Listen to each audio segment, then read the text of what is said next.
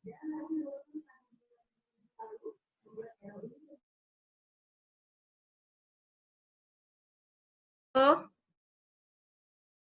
pun. Alhamdulillah kita bisa ketemu kembali ya teman-teman semua, Bapak Ibu. Walaupun di rumah saja, kalau bahasa Lampungnya di nuogawoh, ya, kita masih bisa cuap-cuap, kita masih bisa meningkatkan kapasitas diri kita masing-masing tentunya dalam hal yang positif.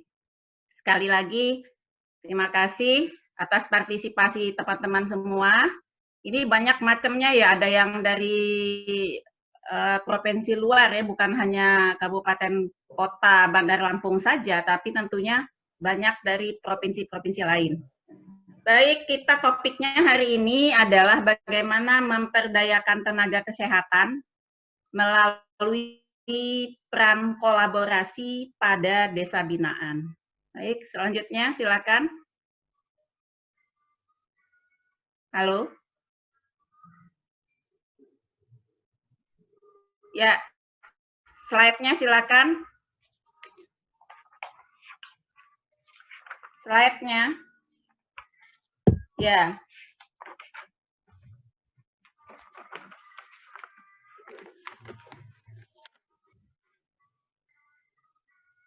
Saya lanjutkan saja ya, bagaimana kondisi kita, situasi kesehatan kita saat ini. Sebelum kita melakukan bagaimana untuk memperdayakan tenaga kesehatan, pemberdayaan tenaga kesehatan, tentunya kita menganalisis bagaimana situasi kesehatan kita saat ini. Ini saya dapatkan dari sumber Kementerian Kesehatan. Kita lihat saat ini usia produktif itu adalah kelompok yang paling rentan tentunya. Di mana kita lihat dengan adanya grafik ini diproyeksikan penduduk Indonesia itu di tahun 2010 sampai dengan tahun 2035 itu bertambah mencapai 305 juta di 2035, proporsi remaja besarnya sangat besar, kemudian proporsi usia lanjut pun ikut meningkat. Di mana kita juga saat ini memasuki pada era digital dan teknologi. Banyak sekali tantangan di ketahanan pangan dan energi, kemudian juga penyediaan lapangan kerja, itu juga menjadi permasalahan besar buat kita. Adanya pergeseran pola penyakit, tentunya yang saat ini juga sedang kita hadapi permasalahan global, yaitu COVID-19, dan komposisi penduduk terjadi pergeseran, dan tidak kalah pentingnya adalah bagaimana tantangan kita dalam pelestarian lingkungan. Nah, tujuan jangka panjang kesehatan SDGs kita itu adalah dalam rangka menyempurnakan MDGs, di mana ada 7 poin yang harus kita garis bawahi. Yang pertama, lebih menekankan kepada komprehensif dengan melibatkan banyak negara ya secara universal, negara maju dan negara berkembang tentunya. Kemudian juga memperluas sumber pendanaan selain bantuan negara maju, juga sumber dari swasta. Dan yang ketiga tentunya penekanan kepada hak asasi manusia agar diskriminasi tidak terjadi dalam penanggulangan kemiskinan dalam segala dimensinya. Kemudian yang keempat adalah inklusif. Yang nomor 5, perlibatan seluruh pemangku kepentingan, baik pemerintah, kemudian swasta, media, dan bisnis, serta pakar dan tentunya bagian akademisi. Nah, SDGs yang penyempurnaan yang ke-6, itu MDGs menargetkan pengurangan setengahnya. Kemudian kalau SDGs kita menargetkan untuk penuntasan seluruh indikator-indikator sehingga tidak ada lagi nol target yang tidak ada lagi yang harus kita hadapi. Kemudian yang 7 adalah tidak hanya memuat Frina, mohon maaf. Ya. Ini slide-nya yang Ibu bacakan sama atau Ibu beda? Sudah slide keberapa? Back, silakan.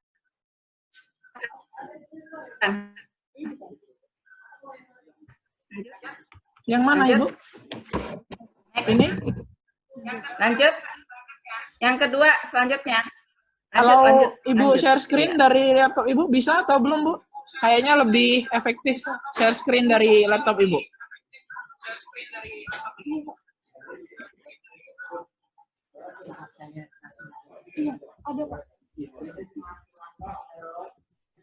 Saya stop share screen dulu.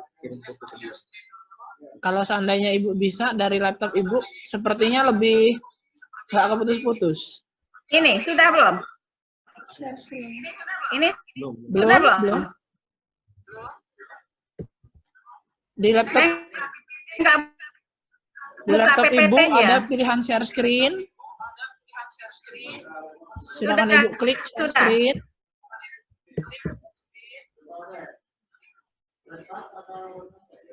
Sudah. Belum Ibu, masih.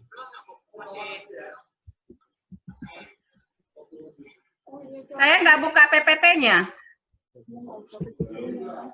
Ibu nggak, oke. Oke, kalau gitu berarti kita coba dari sini, tapi disesuaikan kalau kira-kira nanti Ibu next gitu ya, tolong sampaikan next gitu. Karena Ya, tadi terlewat dia. Oke. Ya. Sampai sini, Bu? Oke, baik. Ya. Oke. Ya, sampai sini. Ya, baik teman-teman, kita lanjutkan. Mohon maaf ada gangguan ya, karena saya juga nggak buka PPT di sini. Saya pikir dari sana sudah bisa dipantau sekaligus di laptopnya. Kita lanjutkan saja sektor kesehatan dalam SDGs. Sebelum sektor kesehatan pada MDGs, terdapat 4 goal, kemudian 8 target, dan 31 indikator. Kemudian selanjutnya adalah sektor kesehatan pada SDGs yang terdapat 4 goal, 19 target, dan 31 indikator, dan kita tidak kalah pentingnya yang hasil kelima maupun. Lanjut, silakan slide selanjutnya. Slide selanjutnya, ya. Nah, permasalahan kesehatan kita saat ini adalah itu double burden, di mana dan tentunya dengan cedera, avian flu. Kemudian saat ini sedang marak sedang masalah global, itu adanya COVID-19, SARS, Ebola, kemudian adanya penyakit-penyakit cedera maupun injury lainnya. Next, silakan. Re-emerging disease itu juga adanya TB, adanya malaria, dan juga adanya DBD. Masih belum selesai, yang sekarang ini masih menjadi masalah kesehatan kita adalah kesehatan ibu, kesehatan ibu dan anak yang sampai saat ini juga masih cukup tinggi, di mana angka kematian ibu yang masih meningkat, kemudian masalah remaja, kesehatan reproduksi remaja saat ini juga masih banyak, dan adanya lansia yang penyakit-penyakit regeneratif yang tentunya saat ini terjadi peningkatan. Pelayanan kesehatan untuk sehat maupun untuk orang sehat maupun orang sakit, di mana kita lihat 70% itu kondisi masyarakat kita dengan kondisi sehat. Kalau sehat tentunya kita harus menjaga kesehatan dan meningkatkan derajat kesehatan agar terwujudnya paradigma sehat. Nah, di mana yang 30%-nya itu orang mengeluh sakit.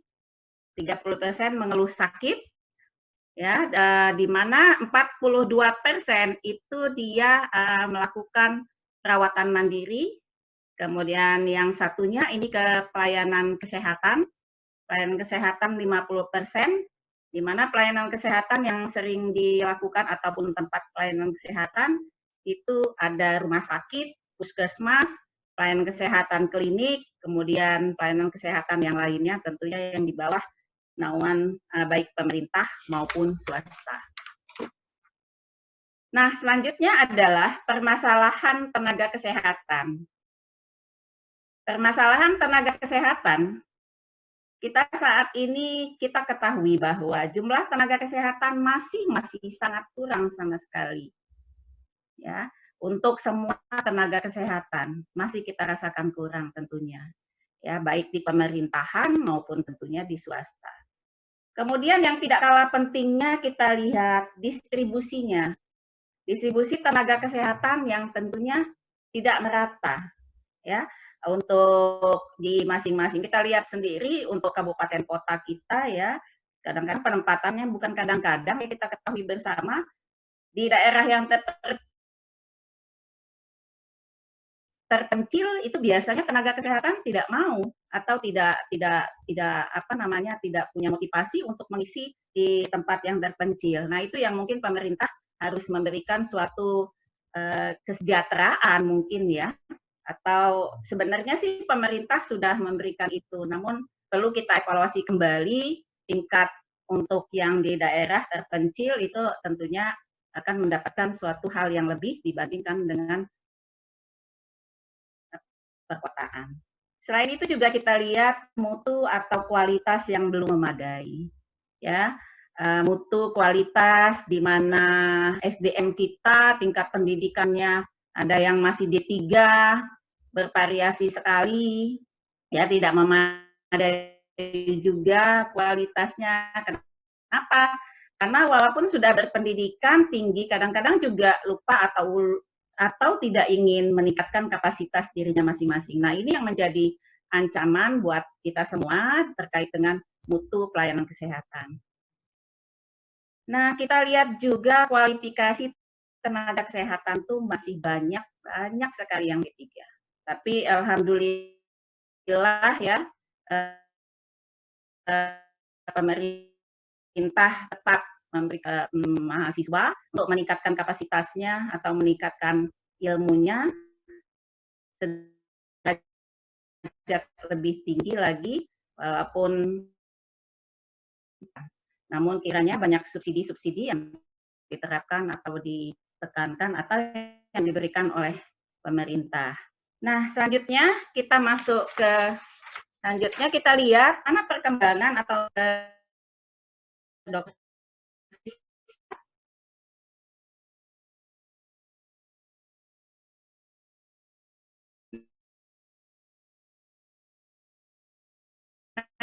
lebih jauh sih sebenarnya. Kemudian target rasio untuk dokter gigi pun demikian, spesialis pun demikian. Kita lihat perawat. Perawat sebenarnya rasionya itu untuk 100 penduduk, ya, tenaga kesehatannya itu sudah melebihi dari target sih sebenarnya. Kemudian juga kita lihat untuk bidan juga sangat-sangat melebihi target. Ya, tentunya banyak sekali bidan. Kemudian kesehatan masyarakat juga targetnya sudah agak kurang sedikit 0,8 ya untuk kesehatan masyarakat. Tadi sudah banyak dibahas untuk sanitariannya. Kemudian tenaga sanitarian itu, nah ini sangat kurang. Tadi sudah pernah dibahas oleh Pak Jamil, ya, diharapkan satu desa satu tenaga sanitarian. Kita lihat juga pemerintah masih punya target yang 16,2, sedangkan realisasinya baru mencapai 7%. Bukan 7%, 7 ya untuk targetnya per 100.000 penduduk. Target rasionalnya untuk yang tenaga gizi. Nah, ini dia tenaga gizi. Tenaga gizi sebenarnya ditargetkan 11,6. Tetapi alhamdulillah realisasinya 11 dan tidak begitu jauh kekurangannya. Lanjut selanjutnya, ini kita lanjutkan kepada sistem pelayanan kesehatan yang diharapkan. Di mana sistem pelayanan kesehatan yang diharapkan, itu pelayanan kesehatan itu ada pelayanan perorangan, pelayanan kesehatan masyarakat, pelayanan kesehatan itu pendekatannya 4 itu tadi. Tentunya ada pendekatan promotif, pendekatan yang preventif, kuratif, dan rehabilitatif. Pelayanan kesehatan yang tersier tentunya itu berada di rumah sakit, ya, rumah sakit rujukan nasional yang kelas A. Kemudian pelayanan sekunder, rumah sakit kelas C dan rumah sakit kelas B. Kemudian ada juga yang pelayanan primer, ya, puskesmas, praktik dokter, kemudian rumah sakit pratama, dan rumah sakit tipe D. Nah, tentunya selanjutnya adalah pelayanan kesehatan yang ada di masyarakat. Kemudian kita lihat pelayanan kesehatan, tadi sudah banyak saya bahas, ada promotif, ada juga preventif, ya, itu kuratif, dan juga adanya rehabilitatif. Populasi pada tingkat tenaga kesehatan, ya, itu kita lihat. Kalau yang lanjut, masih bisa mengikuti? Selanjutnya, ya, sip. Tujuan pelayanan kesehatan masyarakat itu ditujukan untuk memelihara dan meningkatkan kesehatan serta mencegah penyakit suatu kelompok masyarakat. Kemudian pelayanan kesehatan perorangan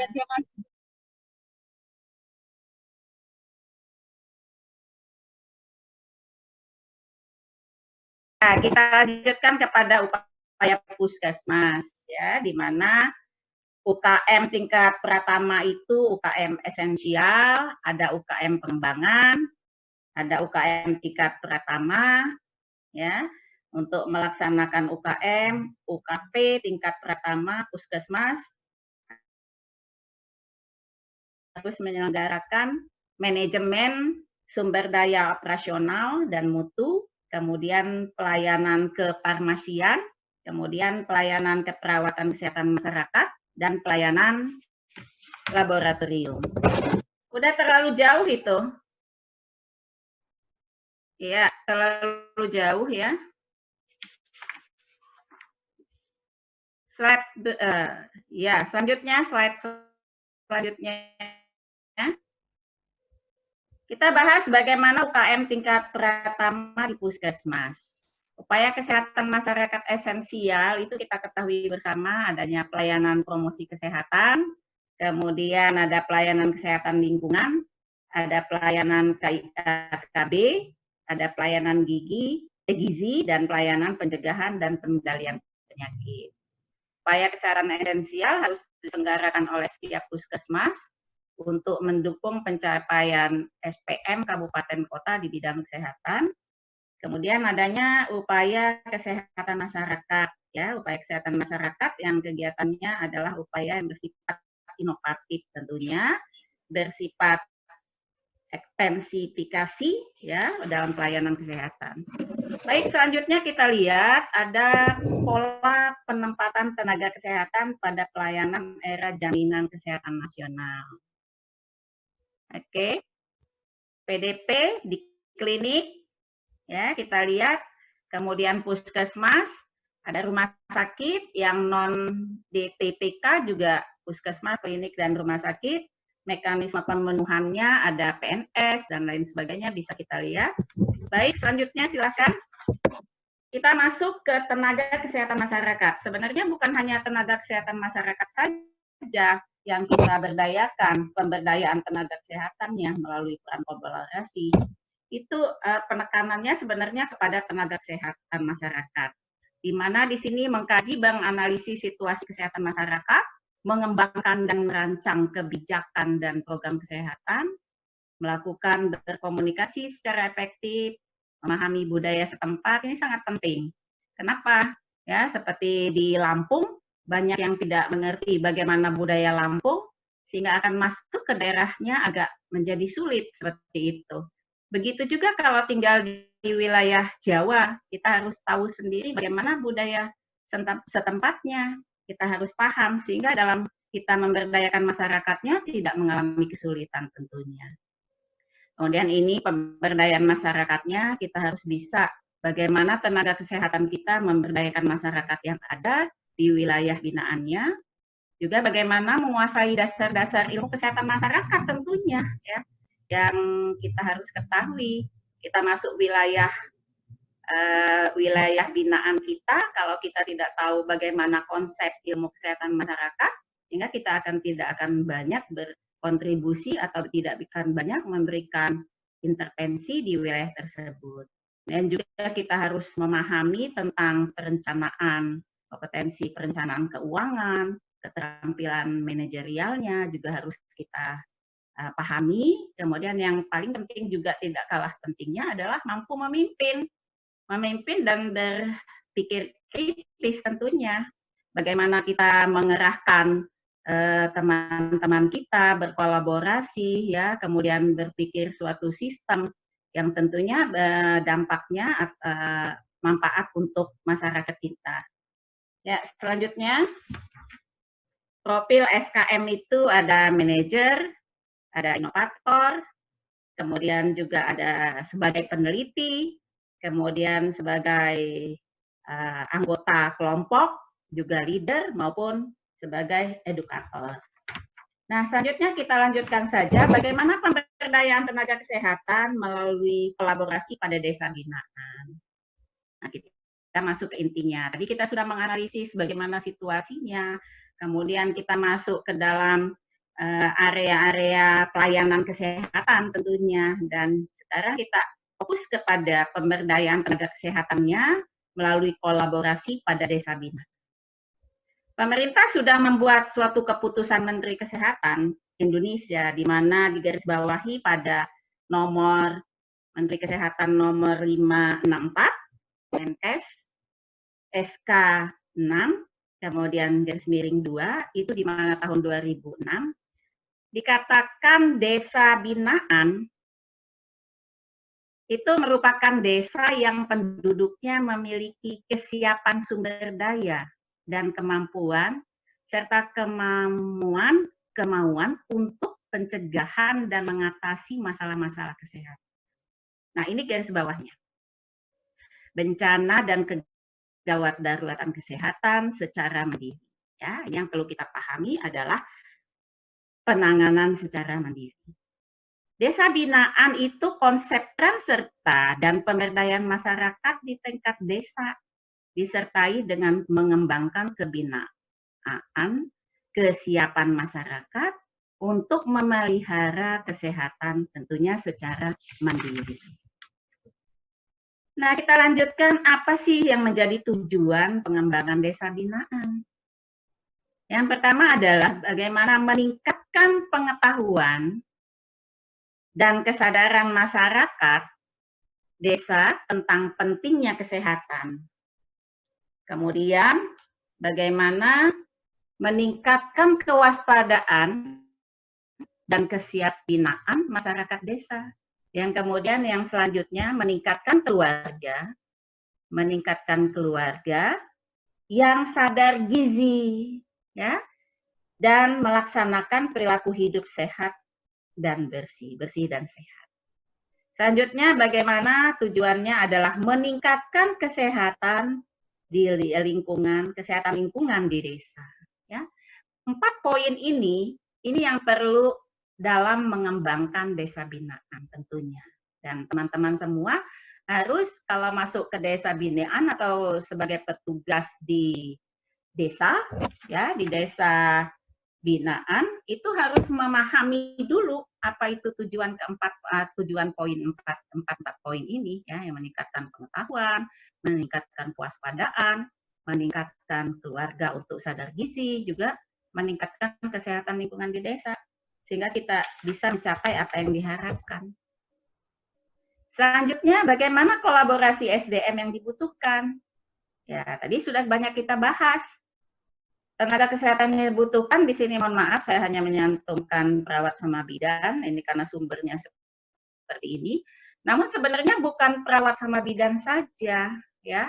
Ini ada tenaga sanitarian, kemudian tenaga gizi, kemudian dokter, ya, dokter yang masuk desa juga bisa sebenarnya, ya, tapi mungkin itu jadi pemikiran dulu, ya. Kemudian juga ada hal-hal yang lain terkait dengan itu. kolaborasi SDM yang dibutuhkan itu sebenarnya bukan hanya tenaga kesehatan, juga kader desa. Bagaimana kita bisa memberdayakan kader desa yang ada. Kemudian juga pengamatan epidemiologis ini ya. Sekarang kita lihat kasus ya menjadi masalah global kita bersama, bukan hanya di Indonesia ya, di luar juga itu sudah menjadi dunia. Itu adanya COVID-19 ya. Sehingga kita perlu pengamatan epidemiologi, tenaga SDM itu sangat diperlukan.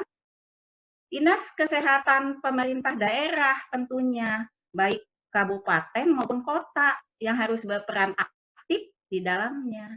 Puskesmas setempat, ya, instansi pendidikan, ya, apa saja instansi pendidikan tentunya, tapi yang paling penting adalah instansi pendidikan kesehatan. Dan namun tentunya kalau misalnya harus kita gabungkan, yang penting adalah komponen-komponen tenaga pelayanan kesehatan kita yang harus kita harapkan tentunya dalam kolaborasi SDM ini.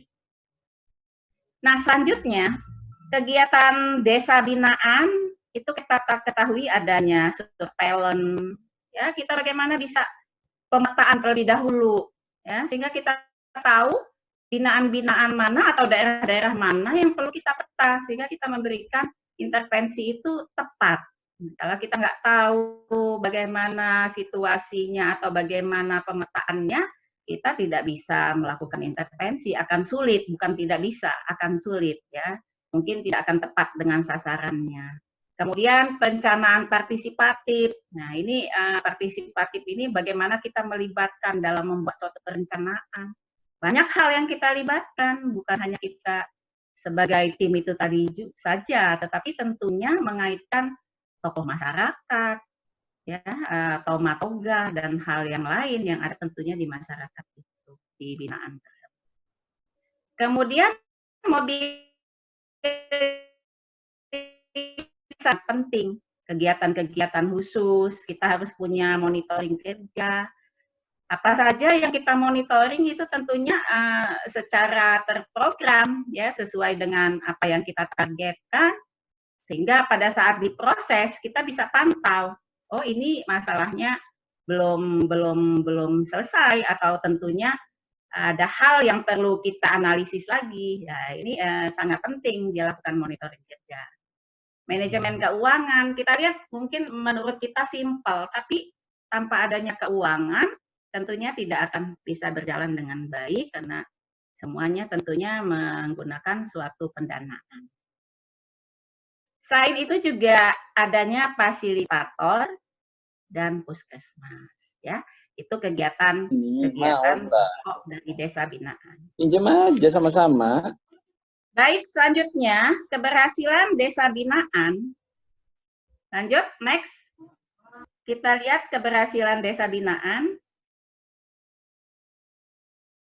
Proses, output maupun outcome. Jadi 4 komponen ini harus semua selesai, ya, itu baru kita katakan berhasil suatu keberhasilan suatu desa binaan yang tentunya yang dibina oleh pelayanan kesehatan atau oleh tenaga kesehatan. Kita bahas satu persatu keberhasilan input, ya. Kita katakan bahwa berhasil suatu inputnya adalah bagaimana jumlah kader dan nakesnya itu memadai. Kemudian sarana dan prasarananya lengkap, ya. Sarana prasarananya lengkap, pemetaan keluarganya juga lengkap, itu input ya. Kemudian data catatan juga sesuai. Nah, proses yang kita bahas tadi, indikator yang kedua, itu berfungsinya semua sumber daya manusia. Sektor terkait, kemudian penemuan forum masyarakat desa dengan tenaga kesehatan, kemudian keberhasilan proses juga kita lihat dari kunjungan rumah untuk Kadarzi dan PHBS. Nah, itu tentunya menjadi indikator untuk keberhasilan proses. Kemudian ada tidaknya rujukan ke Poskesdes. Ini juga menjadi indikator proses. Keberhasilan outputnya. Nah, apa saja kita lihat ya. Nanti dibaca lagi 12 indikator PIS-PK tercapai sepenuhnya. 12 indikator. Itu keberhasilan outputnya. Ya. Nanti saya tidak tayangkan di sini, coba nanti dibuka lagi. Kemudian jumlah kasus kesakitan dan kematian akibat penyakit menular tertentu yang menjadi masalah setempat. Bukan hanya setempat sekarang nih, COVID-19 ya, penyakit menular, sampai membuat kita harus berada di rumah, ya, kalau kata orang Lampung itu, menang di nuwo gawoh, ya, sambil nyeruit. Ya, kemudian adanya peningkatan kualitas UKBM yang dibina. Nah, itu yang menjadi keberhasilan output-nya. Kita lihat keberhasilan untuk outcome-nya, ya, meningkatnya jumlah penduduk yang sembuh, ya, yang sembuh, membaik dari sakitnya. Itu indikator output-nya, outcome-nya. Kemudian bertambahnya jumlah penduduk yang melaksanakan PHBS. Nah, oleh sebab itu kita harus ada monitoring, harus ada catatan keberhasilan inputnya tadi, ya. Kemudian berkurangnya jumlah ibu yang melahirkan yang meninggal dunia. Ya, kita ketahui sekarang ini paradigma meninggal ini hanya pergeseran tempat saja, ya. Saya sering katakan kepada mahasiswa-mahasiswa saya, ya, di kesehatan reproduksi, ya, hanya perubahan pergeseran tempat. Kalau dulu meninggalnya itu di mana? Meninggalnya itu di rumah. Kalau sekarang meninggalnya di mana? Di pelayanan kesehatan. Nah, itu yang menjadi, kalau masyarakat bisa memilih sebenarnya, ya, lebih baik mereka meninggal di mana? Ya di rumah, ya, tidak dekat dengan keluarga, kemudian. Tapi harusnya kita meningkatkan mutu pelayanan, sehingga jangan sampai terjadi pergeserannya hanya pergeseran tempat saja. Ya, bagaimana pergeseran ini adalah mutu pelayanannya, sehingga tadinya dia meninggal di rumah, ya, ibu yang melahirkan meninggal di rumah, yang tadinya banyak meninggal di rumah, sekarang ke rumah sakit tidak terjadi meninggal. Jadi minimalisir bagaimana supaya tidak terjadi meninggal, ya. Kemudian yang tidak kalah pentingnya adalah keberhasilan outcome yang terakhir, berkurangnya jumlah balita dengan gizi buruk, ya. Ini sangat banyak, ya, kita lihat di kabupaten kota, ini apalagi di daerah-daerah yang apa ya, mungkin nanti bisa diskusi saja, ya, yang ada gizi buruk cukup banyak, ya, cukup banyak. Ada daerah-daerah yang terpencil itu sangat cukup banyak. Nanti kita diskusikan, teman-teman mungkin banyak yang terkait di garda terdepan di tempat-tempat masing-masing. Nah, masalah global dan tren kita kaitkan ke sini, ya. Apa masalahnya? Ya, masalahnya adalah COVID-19. Ya, COVID-19 ini lihat nih trennya. Ini saya ambil dari apa sih namanya nih? Detikcom per 18 Maret pukul 16. Ini terjadi peningkatan, ya, kasusnya, baik yang meninggal maupun angka kesakitannya cukup signifikan, kita melihat peningkatannya, ya. Nah, lalu kesiapan desa menghadapi pandemi COVID-19 ini perlu kita siapkan, ya. Sebenarnya tokoh-tokoh masyarakat maupun petugas kesehatan pun sudah membuat satgas, ya, tentunya. Ini ada dasar hukumnya. Berdasarkan Undang-Undang Nomor 6 Tahun 2014 tentang desa. Di situ dikatakan pemerintah desa merupakan bagian dari subsistem, ya, pemerintah daerah yang langsung bersentuhan dengan masyarakat dalam hal menghadapi pandemi COVID-19 di daerah, ya. Selain menjadi tanggung jawab kepala daerah, seharusnya juga kepala desa mengambil peran aktif dan tanggung jawab, ya, dalam menghadapi COVID-19 di lingkungan wilayahnya. Peningkatan kualitas hidup, pemeliharaan sarana dan prasarana, ya, itu kesiapsiagaan menghadapi bencana alam, penanganan bencana, tentunya ini menjadi persiapan untuk desa itu sendiri di dalam menghadapi pandemi ini. Saya teruskan ya. Kesiapan rukun warga. Nah ini, alhamdulillah beberapa teman-teman kita yang ada di desa, ya saya sering kontak, mereka betul-betul menyiapkan rukun warganya, dalam hari ini adalah RW, menghadapi pandemi COVID-19. Ya, apa yang dilakukan dalam hal persiapan? Ini sebenarnya kelihatannya simpel gitu loh, tetapi kalau tidak dilakukan menjadi masalah. Bagaimana melakukan pemberdayaan masyarakat? Ya, nggak gampang sebenarnya. Dan menjadi ringan kalau kita secara bersama-sama. Itu tadi ya, kita ada yang tim petugas kesehatan yang kolaborasi, ikut serta merencanakan dan melaksanakan pembangunan. Meningkatkan pelayanan kesehatan masyarakat tentunya. Itu kesiapan yang tiga-tiganya. Langkah apa yang dapat diambil oleh RW dalam rangka menghadapi pandemi ini? Ya. Tentunya banyak sekali. Yang pertama adalah membentuk Satgas COVID-19. Moga-moga teman-teman di desa ya sudah melakukan pembentukan Satgas COVID-19. Ya, nanti kita diskusi saja ya. Bagaimana melakukan sosialisasi hidup bersih dan sehat. Ya, seperti contoh kami di Poltekkes Tanjung Karang itu sudah melakukan Satgas COVID-19, sudah membentuk ya, memberdayakan masyarakat yang ada di tempat. Kita juga punya binaan, ya desa binaan. Sosialisasi hidup bersih dan sehat ini banyak hal yang kita lakukan. Bisa dengan kita memberikan suatu penyuluhan ya online seperti ini. Ya, kita buat suatu aplikasi-aplikasi yang bisa diunggah oleh masyarakat kita yang sifatnya sederhana, yang bisa dipahami. Dan semua masyarakat kita tentunya punya Android ya, sampai-sampai ke desa. Tidak menjadi masalah buat kita gitu. Yang kita khawatirkan tentunya tidak akan menjadi masalah. Kita buat sangat simpel, misalnya untuk edukasi ya kepada masyarakat kita di desa, itu sangat penting sekali. Kemudian sterilisasi fasilitas umum dan fasilitas sosial. Ya, kita lihat juga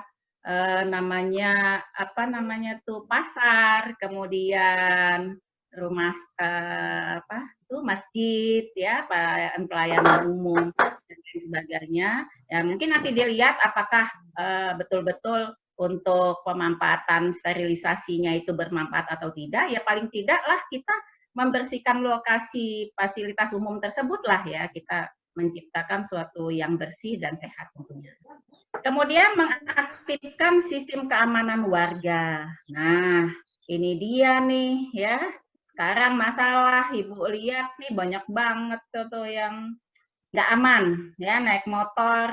Jangankan naik motor ya, berjalan kaki saja, bawa dompet, bawa tas, tiba-tiba diambil gitu loh ya dari belakang. Saya nggak mengerti ini kenapa.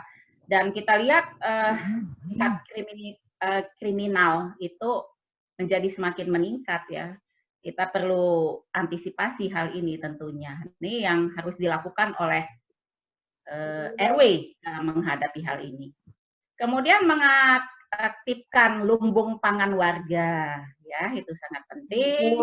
Juga mengaktifkan relawan lingkungan, partisipasi sosial, ya. Nah ini ya kita sering banget mengaktifkan WA group, ya. Nah ini tidak kalah pentingnya. Coba WA group itu diisi dengan hal-hal yang positif, yang sifatnya edukasi. Sebenarnya edukasi itu tidak harus dengan ceramah, ya, tidak harus dengan kita mengeluarkan suatu suara, tetapi dengan gambar, dengan leaflet, booklet, dan lain sebagainya itu bermanfaat. Atau mungkin ada hal-hal edukasi yang lain yang bisa kita ajak atau kita partisipasikan untuk masyarakatnya, sehingga masyarakat mudah dan gampang untuk menerima informasi ini. Dan saya sangat miris sekali ya, miris artinya begini, dalam kita di rumah saja ini, kita kan tidak belanja, tidak pergi ke pasar dan lain sebagainya. Kita selalu online. Yang sangat saya sedihkan kenapa? Ini selalu ada tukang Gojek ya, ataupun GoFood, apapun apa itulah namanya ya. Itu yang tidak menggunakan masker ya. Kalau ibu emang nggak menggunakan masker di sini karena ibu di ruangan sendiri ini ya, tidak ada orang gitu loh ya. Tidak menggunakan masker ya, sehingga kita perlu memang mengedukasi. Mereka masker itu hanya ditaruh di leher, gaya saja, bergaya saja seperti itu, dilentangkan di leher seperti ini. Coba nanti teman-teman ya lihat di lapangan, itu edukasi hal yang seperti itu. Mungkin mereka pikir dan mereka berbicara sama kita ya, berbicara sama kita lihat kok sepertinya apakah edukasinya belum masuk ya. Kalau saya sih langsung saya edukasi hal itu. Nah, artinya tolong kita bisa melibatkan masyarakat dalam hal-hal yang seperti ini. Kita WA group, kan ada WA group yang sifatnya apa namanya tuh teman-teman waktu SD, SMP ya, yang tidak semua orang petugas kesehatan ataupun tenaga kesehatan. Dengan cara demikian atau di FB ya, media sosial. Kalau kalian mau tahu, ibu ini cukup banyak ya, selalu menge-share di FB, kemudian di IG ya, itu bisa kita nanti sama-sama berkontribusi di dalam mengatasi COVID ini. Karena kita tidak mau juga ya, sampai kapan tentunya kita nggak tahu, nggak jelas ya. Kemudian yang tidak kalah pentingnya adalah meningkatkan ibadah. Saya lanjutkan, kemudian ada yang namanya struktur Satgas. Kalau tadi Satgasnya sudah kita bentuk, tentunya harus kita buat juga adalah ketua Satgas, ya, koordinator kesehatan, koordinator keamanan, koordinator logistik, humas, dan ini sementara ini sudah cukup berjalan. Namun tentunya kontribusi dari kita ini perlu ada di sini, ya. Di koordinator kesehatan kita harus masuk. Bagaimana kita supaya ini betul-betul tertangani, dan edukasi itu sekali, edukasi di desa binaan kita tuh sangat-sangatlah menjadi prioritas utama buat kita, ya. Namun tentunya tidak kalah pentingnya adalah logistik, ya. Orang di rumah saja, ini selalu ngeluh juga sih sebenarnya, di rumah saja, ya, begitu. Tetapi logistiknya bagaimana ya? Sekarang saya nih sudah langganan dengan online sayur tuh. Emang bagus juga sih ya. Itu cuma bayar 10.000 transportasinya, biaya transportasinya. Tapi kita bisa seperti belanja di supermarket, sayurannya bagus, seger, ya itu. Nah, itu hal-hal yang sifatnya itu kita dayakan untuk masyarakat kita dan tentunya sangat bermanfaat untuk masyarakat. Tugas dan fungsi Satgas yang pertama adalah penanggung jawab siaga COVID-19, ya. Mengedukasi, tadi sudah kita bahas, menggerakkan partisipasi warga. Ini bagaimana sebenarnya kita punya suatu trik, ya, bagaimana kita bisa menggerakkan warga kita untuk siaga COVID-19, ya. Ibu lihat juga teman-teman kita yang di desa itu sudah semua melakukan ini, dan mungkin tentunya perlu koordinasi dan yang terkait sehingga ini mendapatkan suatu hasil yang bagus dalam penanganan COVID-19 sehingga tidak berlarut-larut seperti ini ya. Kita nggak tahu, puncaknya katanya di bulan April, tapi di bulan April ini kok masih tinggi kasusnya ya. Nah, sampai kita bosan juga di rumah saja. Nanti kita diskusilah gitu ya. Saya juga bosan gitu. Walaupun memang semua mobilitas semuanya bisa kita lakukan dengan cara online, tapi tentunya kita perlu hubungan sosial dan lain hal yang lain. Nah, sebenarnya hubungan sosial juga sih sebenarnya walaupun dengan online ya gitu. Kemudian membuat sistem informasi keamanan warga. Nah, ini penting banget tadi sudah saya bahas. Mengecek kesehatan warga, ya, itu harus dicek. Nah, itu pesertanya senyum-senyum dengerin ibu ya, masih ingat ya sama ibu ya. Kemudian mengambil tindakan cepat, tepat, tuntas. Nah, ya, jika ada warga yang terduga, nah, tolong ya, jangan disembunyikan. oh ini karena sekali saya, ya, karena adik saya, ya, mahani saya, kelepah saya, lalu kita nggak laporkan, ini menjadi suatu masalah sekali, ya, perlu kita segera melaporkan ini. Baik, kita lanjutkan, masih ada waktu panitia, lanjut ya, sistem informasi kesehatan warga. Nah, ini ya, melakukan pengecekan kesehatan seluruh warga, ya, di desa binaan kita. Cek, ya, itu tadi yang Satgas itu tadi. Melakukan pengecekan kesehatan. Ini dilakukan oleh ya warga bergabung dengan kolaborasi tadi ya. Kita sudah punya tim yang sifatnya kolaborasi, kita buat untuk melakukan pengecekan kesehatan seluruh warga. Kemudian menghimbau warga untuk melapor jika ada keluarga yang sakit. Nah, jangan diam-diam saja. Ini kita sudah lihat ya di daerah mana itu ya, Bogor apa-apa itu ya. Segitu pedulinya ya warga masyarakatnya, karena desanya tentunya cukup baik mungkin ya begitu, sehingga ketua RW, ketua RT ya, dan mengerahkan masyarakat untuk memberikan makanan ya untuk sekian hari, 14 hari ya kepada yang terkena sakit, yang di karantina. Nah, tentunya kita di Lampung bisa juga seperti itu, sehingga kita tidak meningkatkan orang sakit yang dilakukan yang di pelayanan kesehatan rumah sakit. Kasihan teman-teman kita ya yang di rumah sakit tentunya. Kalau bisa kita tangani di wilayah binaan kita, tentunya akan mengurangi permasalahan yang ada di rumah sakit. Yang betul-betul dirawat, ya, yang sudah masuk rumah sakit, itu yang sudah menunjukkan gejala, ya. Gejala artinya memang perlu ditangani, dan memang dia perlu dilakukan suatu intervensi yang tentunya di karantina di rumah sendiri tidak bisa dilakukan. Nah, itu yang harus kita pahami, teman-teman semua.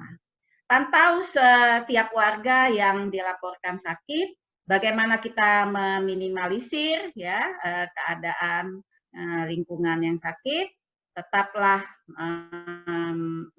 nomor khusus pengaduan orang sakit, ya itu tadi kita harus punya suatu kontak HP, nomor-nomor HP orang sakit tersebut yang betul-betul kita ini. Kalau saya sih pinginnya sih ya teman-teman ini membuat suatu aplikasi yang sebenarnya sudah sih ya dilakukan oleh pemerintah pusat, tetapi tentunya kalau kita susah untuk mengaksesnya, coba kita buat suatu aplikasi yang sangat sederhana saja, ya, yang bisa dikontak oleh teman-teman masyarakat kita yang menampakkan gejala-gejala semua, kemudian nanti ada connect link ke kita sebagai petugas kesehatan, ya, nomor kita, sehingga ketika dia memasukkan data, input, faktor yang ada pada dirinya, ya, gejala yang ada pada dirinya, sehingga nanti mungkin menjadi alarm atau apa, oh orang ini menderita risiko untuk COVID-19 seperti itu. Dengan demikian, dengan ada data seperti itu, kita langsung bisa edukasi melalui WhatsApp kita ataupun nomor HP kita langsung memberikan edukasi seperti itu kepada masyarakat. Nah, itu sangat bermakna. Kita tidak perlu terjun ke masyarakat, ke rumahnya, tetapi dia bisa langsung kita berikan edukasi melalui WA kita tentunya, ya. Kemudian juga informasi nomor tadi sudah, informasikan rumah sakit rujukan COVID-19. Nah, itu tentunya yang kita bahas kali ini, bagaimana memberdayakan tenaga kesehatan melalui peran kolaborasi pada desa binaan. Baik, demikian yang bisa saya sampaikan kepada teman-teman. Kita banyak diskusi saja ya, kalau masih ada waktu terkait dengan hal-hal yang sudah kita bahas, tentunya kolaborasi tenaga kesehatan pada desa binaan, itu bagaimana kita memberdayakannya. Baik, terima kasih. Saya kembalikan kepada moderator. Suara. Baik, terima kasih Bu Afrina. Bu Afrina mohon standby, dan setelah ini kita akan masuk ke sesi tanya jawab ya Bu ya. Oke. Kepada teman-teman mohon izin, ini ada 2 aplikasi Zoom ya. Jadi di Zoom yang pertama ada sekitar 72 partisipan ya, dan di sini ada 10 partisipan. Jadi yang di kedua mohon buka grup dan silakan masuk ke grup yang Zoom 1 ya, ibu-ibu yang di Zoom 2 hanya berapa orang? 8 orang tuh bisa pindah ke Zoom yang pertama. Selanjutnya kita kembali ke sesi Bu Aprina. Kepada seluruh peserta yang ingin bertanya, saya silakan. Kira-kira adakah yang mau bertanya di sini? Ada, Assalamualaikum. Ya, Assalamualaikum. Pak Wahyudin ya, Pak Wahyudin masuk, boleh. Yang lain saya belum lihat, tadi ada mau bertanya. Kalaupun ada yang ingin bertanya, silakan nanti secara bergantian. Silakan Pak Wahyudin pertanyaannya. Oke, terima kasih moderator. Assalamualaikum Bu Aprina. Waalaikumsalam. Apa kabar? Tambah gemuk ya? Tambah gemuk. Alhamdulillah, Ibunda. Alhamdulillah. Oke, Ibu. Kan tadi kita bahas tentang peran kolaborasi pada desa binaan ya, Bu ya? Ya, pemberdayaan Tentunya, tenaga kesehatannya. Ya, melalui peran kolaborasi. Oh ya, pemberdayaan tenaga. Oke. Di sisi lain memang kita memiliki tenaga kesehatan yang cukup banyak ya, Bu ya. Artinya dengan minimnya tenaga kesehatan yang ada di fasilitas kesehatan, tentunya untuk melayani masyarakat dalam rangka kita untuk meningkatkan kesehatan masyarakat, banyak hal yang perlu kita lakukan ya, Bu ya. Iya. Apalagi yang sekarang ini, kemarin sebelum ada COVID-19 kita kan masih gerak di PTM, Bu. Ya, PTM memang gerakan memang dari pusat, provinsi, kabupaten sampai ke FKTP yang kami lakukan. Namun dengan adanya kejadian ini artinya ini ada upaya double garden ya Bu ya. Sementara PTM kita belum tertangani secara maksimal. Nah, kemudian dibenturkan dengan permasalahan yang muncul baru-baru ini, misalnya COVID-19. Nah, upaya kita tentunya dua hal yang harus kita lakukan, di mana PTM masih harus kita pertahankan, kita upayakan. Di sisi lain kita harus melakukan antisipasi dalam rangka pencegahan COVID-19. Kira-kira Bu, ya gerakan dari tenaga kesehatan mungkin sudah maksimal ya Bu ya. Tapi upaya dari kesadaran masyarakat atau warga atau mungkin individu itu kami sulit sekali untuk mengantisipasi, terutama penyebaran COVID yang dari zona merah masuk ke zona hijau, seperti transmisi dari Jakarta ke wilayah tempat itu Bu. Memang upaya banyak yang dilakukan, tapi untuk kami sebagai tim kesehatan ya Bu ya, mungkin dalam menangani ini, terutama garda terdepan untuk menangani kasus-kasus yang PDP Bu yang di rumah sakit. Itu wilayah yang kami ada, yang contohnya di kabupaten itu sangat terbatas sekali Bu, dari sisi tenaga kesehatan maupun APD yang tersedia. Kira-kira Bu, nah apa Bu terobosan-terobosan itu? Salah satunya mungkin sudah kami lakukan ya Bu ya. Contohnya kayak donasi-donasi APD yang mungkin sudah banyak kami terima. Saya di tim logistik Bu. Di tim logistik.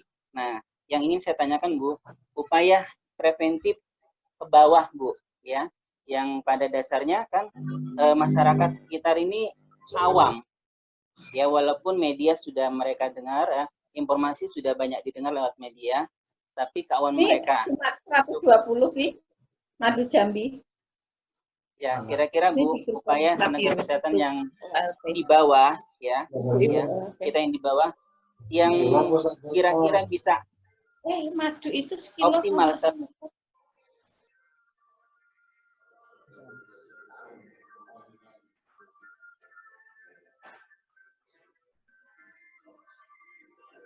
Halo.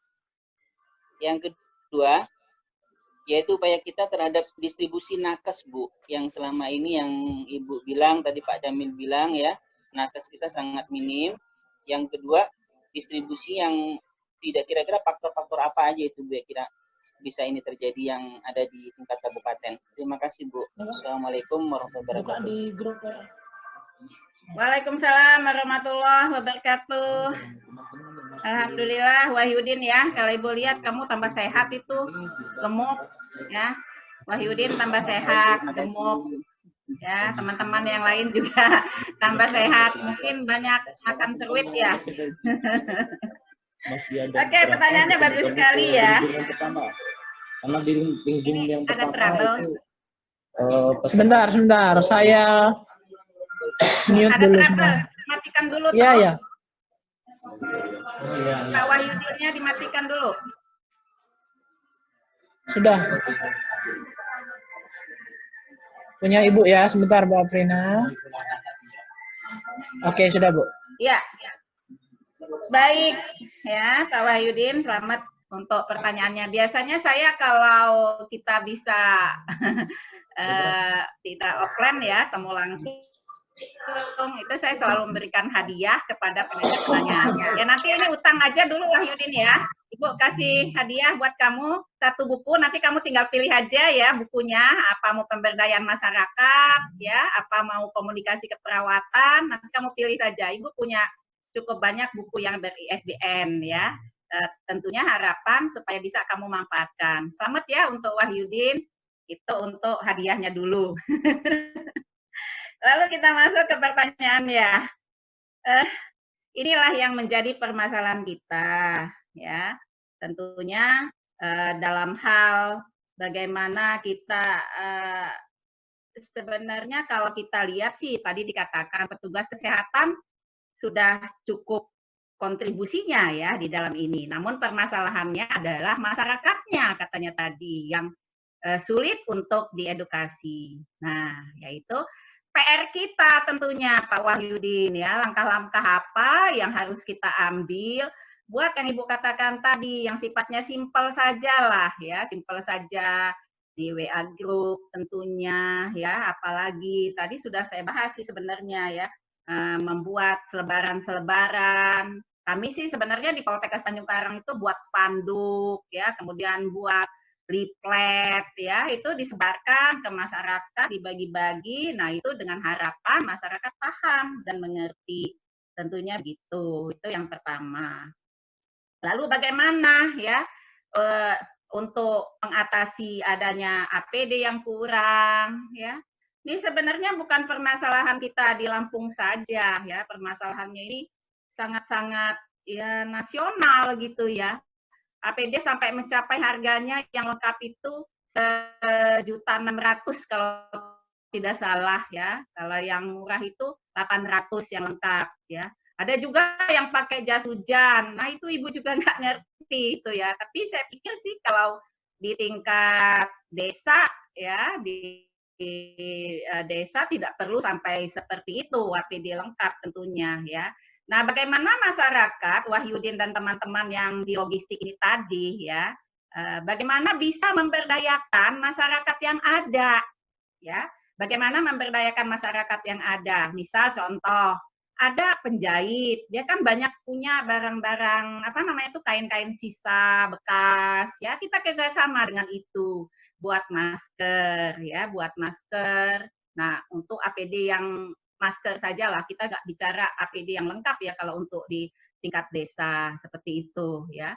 Itu yang perlu kita siapkan. Atau mungkin bagaimana membuat kalau sarung tangan ya mungkin pakai apa ya bisa modifikasi kita sendiri. Bagaimana pokoknya kita memberdayakan masyarakat dengan hal prinsip itu adalah secara rasional ini bisa kita gunakan ya. Karena memang pemerintah mencanangkan kita tidak perlu memakai masker yang bedah ya, itu kita cukup dengan masker yang kain ya. Saya juga punya, nanti saya tidak di ruangan sana ya, bisa kita inikan. Nah, lalu itu yang pertama, APD ini Ibu donasi banyak. Iya, memang petugas kesehatan juga berupaya untuk memenuhi itu ya. Dan masyarakat tentunya banyak sekali, termasuk dengan bukan hanya APD ya, termasuk dengan logistik yang lainnya ya, bahan makanan dan lain sebagainya ya, itu juga bagaimana kita memenuhinya itu ya, bagaimanalah memanfaatkan pekarangan yang ada dan lain sebagainya. Kemudian kaitannya dengan tadi ada pertanyaan yang belum saya jawab ya, itu pemberdayaan masyarakat. Nah ini yang PTM prioritas yang saat ini ya Mas Wahyudin ya. Nah, itu memang tidak boleh kita tinggalkan juga ya, penyakit tidak menular tentunya. Tetapi kita tidak bisa melepaskan yang ini juga, karena ini permasalahan global. Saya katakan tadi, kalau kita tidak cepat menanganinya dengan segera, ya, mengedukasi masyarakat, benar-benar masyarakat paham gitu loh ya, itu mengakibatkan kapan selesainya permasalahan COVID ini, gitu loh. Sehingga kita tahu ini PTM juga masalah, penyakit tidak menular, ya. Ini menjadi prioritas juga, yang double itu tadi, dan itu tadi, ya ini yang perlu kita bahas. Nah, jadi tentunya bagaimana tim ya yang kolaborasi ini bisa mensiasati, namun tidak mengabaikan yang menjadi tugas dan peran kita tenaga kesehatan. Itu tentunya. Kemudian yang kedua pertanyaannya, distribusi tenaga kesehatan yang tidak merata. Ya, ini memang banyak faktor, ya, banyak sekali faktornya. Identifikasi tentang pemetaan itu perlu kita lihat lagi. Kemungkinan juga kita tolong jangan abaikan dulu lah unsur-unsur politik ya.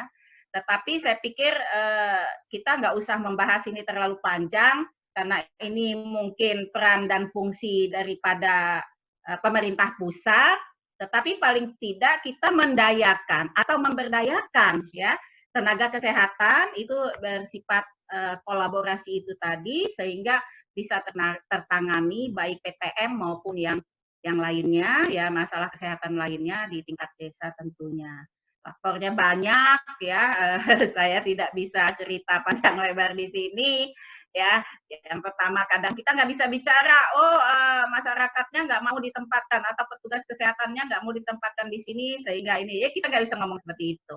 Tapi paling tidak bagaimana pemerintah bisa memberikan suatu kesejahteraan tentunya yang lebih ya, sehingga untuk tingkat-tingkat daerah yang terpencil ya distribusinya bisa dilihat dan bisa merata tentunya sesuai dengan jumlah penduduk yang ada tentunya. Begitu Wahyudin, moga-moga bisa mewakili apa yang kamu tanyakan. Baik. Oke, terima kasih Bu. Iya. Ya, selanjutnya. Emang kalau nggak apa-apa sih? Iya, halo. Halo, Assalamualaikum. Waalaikumsalam. Nyok kabar? Kabar baik, Bu. Alhamdulillah. Alhamdulillah. Subhanallah bisa berjumpa Ibu ya. Makasih, Bu. Amin. Senang berjumpa anak-anaknya. Makasih, Bu. Ya. Iya, makasih Bu, luar biasa materi dari Bu Afrina nih tadi yang udah. Alhamdulillah, subhanallah, ya moga bermanfaat. Ya, jadi benar Bu, kita sudah sejak rame-ramenya di awal. Cek sound, cek. Halo. Ya, halo. Di awal COVID ya, kita masing-masing di wilayah tingkat kecamatan sama tingkat kampung sudah membentuk tim gugus tugas ya Bu ya, dan kita memperdayakan relawan-relawan yang ada di tingkat kampung sampai di tingkat pedukuhan. Nah, yang ingin saya tanyakan tadi salah satu dalam rangka memberikan pemberdayaan kepada masyarakat tadi, salah satunya kita atau tugas dari kita nakes adalah memeriksa atau mengecek tentang kesehatan warga gitu Bu ya, kesehatan masyarakat. Jadi yang ingin saya tanyakan di dalam SOP untuk pelaku perjalanan yang baru pulang dari perjalanan misalnya dari zona merah Bu ya. Itu kan salah satunya ada SOP yang dilakukan selain dia yang pertama turun dari kendaraan travel misalnya, dia harus diarahkan untuk menuju ke kamar mandi ya, sebelumnya cuci tangan, terus masuk ke kamar mandi, habis itu baju-baju yang dia pakai dimasukkan ke dalam kantong kresek, terus dia langsung menuju ke meja untuk dikasih edukasi oleh petugas yang ada di situ yang tadi mungkin sudah kita berdayakan melalui relawan-relawan yang ada di kampung. Nah, salah satunya SOP kita itu setelah dia membuat pernyataan tentang isolasi mandiri selama 14 hari, apa namanya, beliau kita bantu edukasi untuk benar-benar melaksanakan isolasi mandiri selama 14 hari.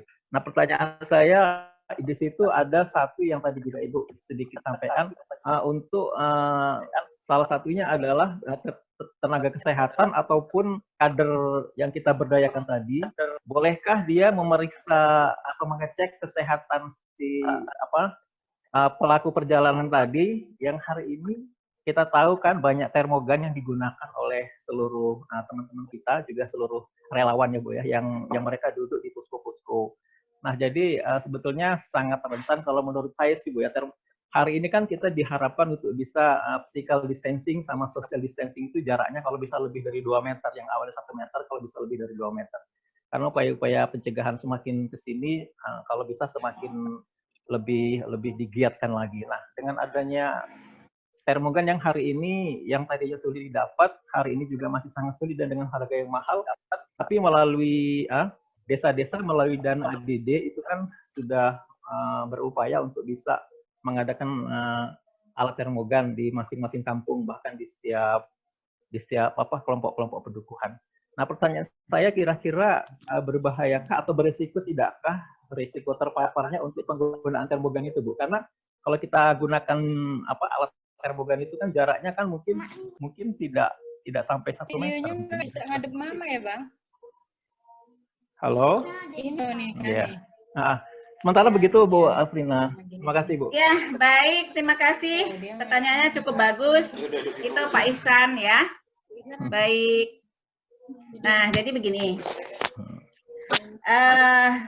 Sebenarnya kan kita sudah tahu lah ya bagaimana SOP-nya begitu. Tetapi kalau kita untuk mengantisipasi jangan sampai ya karena jaraknya tentunya dekat ya, kita memperhatikan paling tingkat sensitivitasnya tentunya. Halo, halo masih dengar saya? Masih Bu. Ada kue. Iya, ada kue itu. Ibu kok nggak dikasih? Baik ya. Itu jaraknya dekat sekali. Nah, barangkali ini memang yang perlu APD lengkap itu tadi. APD lengkap itu tadi untuk mengantisipasi lengkap dalam arti ya kita menjagalah ya, jangan sampai ini terjadi penularan ya, karena kita sendiri kadang tidak tahu bahwa kita sesering mungkin terpapar ya, walaupun kita lihat orang tersebut tidak kelihatan menimbulkan gejala, tapi kasus yang sudah dianalisis dan sudah dilakukan suatu identifikasi bahwa orang yang sering dengan terpaparnya atau berdekatan atau sering berkali-kali ketemu dengan orang yang yang apakah dia menimbulkan gejala penyakit atau tidak, itu rentan untuk terjadi penularan. Oleh sebab itu, ya silakan saja menggunakan APD lengkap, ya APD lengkap tentunya ya tidak selengkap dengan yang di rumah sakit, ya artinya kita bisa menggunakanlah memodifikasi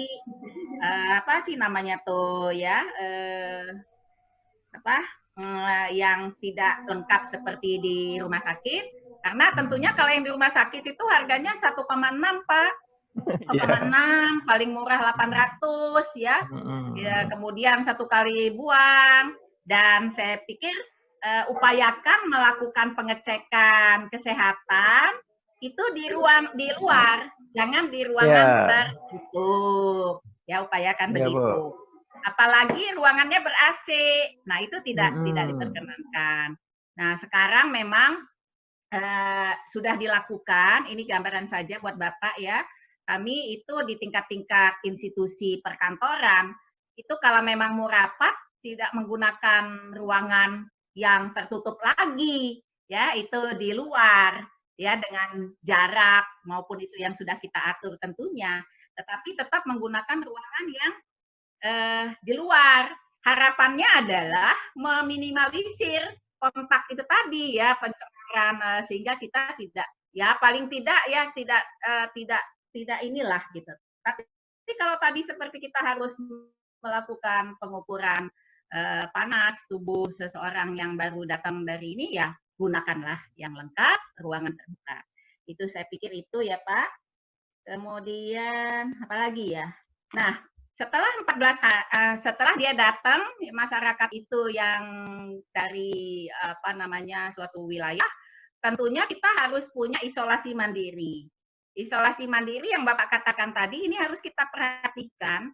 Jangan sampai nanti dia isolasi mandiri di rumah dia sendiri yang memang dia masih kontak dengan keluarganya, ya. Kalau di desa mana itu kemarin saya kontak dengan teman-teman yang di desa itu di kelurahannya menyiapkan suatu tempat persinggahan bagi masyarakat yang tentunya dari luar kota, ada juga yang katanya dari kapal pesiar, kemudian ada yang dari luar negeri, banyak ya TKW kita yang datang dari luar negeri, ada Singapura, ada macam-macam itu di karantina mandiri dulu di tingkat kelurahan. Tentunya tempat Bapak, saya tidak tahu apakah sudah melakukan seperti itu.